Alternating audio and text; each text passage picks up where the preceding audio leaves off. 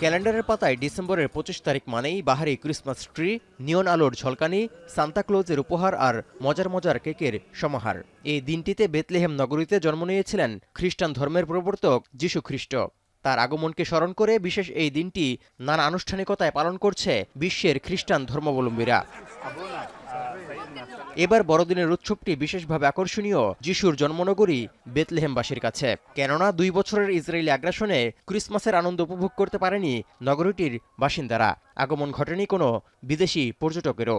তবে এবার গাজায় যুদ্ধবিরতি কার্যকর হওয়ায় পশ্চিম তীরের এই পবিত্র নগরীটির মানুষের মুখে ফুটেছে হাসির ঝলকানি, জ্বলছে আলোর রোশনাইও। Espero un año que Dios nos dé mucha sabiduría, mucha fe y mucha paz en el mundo.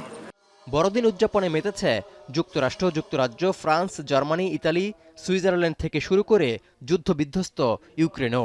বিশেষ প্রার্থনায় ভ্যাটিকানের সেন্ট পিটার্স স্কয়ারে জড়ো হওয়া ভক্তদের বড়দিনের শুভেচ্ছা জানান রোমান ক্যাথলিকদের সর্বোচ্চ ধর্মীয় গুরু পোপ চতুর্দশ লিও। এ সময় তিনি যুদ্ধবিদ্বেষ ভুলে বিশ্ব শান্তি প্রতিষ্ঠায় সবার প্রতি আহ্বান জানান। Tante grazie per venire qui questa sera anche in questo clima.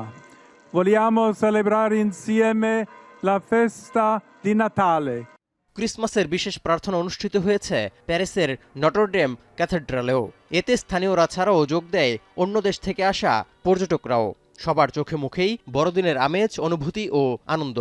No había nada mejor que entrar a ver el signo de তবে ক্রিসমাসের মধ্যেও যুদ্ধ আতঙ্কে সময় কাটছে ইউক্রেনবাসীর। উৎসবের মধ্যেও যুদ্ধবিরতিতে সম্মত হয়নি রাশিয়া। এই অবস্থায় দেশবাসীর উদ্দেশ্যে দেয়া বক্তব্যে দেশটির প্রেসিডেন্ট ভলোদিমির জেলেনস্কি জানান, শান্তি চায় ইউক্রেনবাসী। এই প্রত্যাশা যুদ্ধবিধ্বস্ত দেশটির মানুষজনেরও।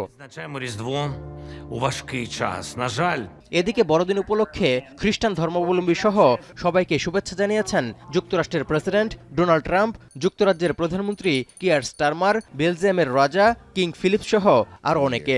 এমনকি আন্তর্জাতিক মহাকাশ স্টেশন থেকে পৃথিবীতে বড়দিনের শুভেচ্ছা বার্তা পাঠিয়েছেন নভোচারীরা। তৌহিদুর রহমান, এখন বিশ্ব।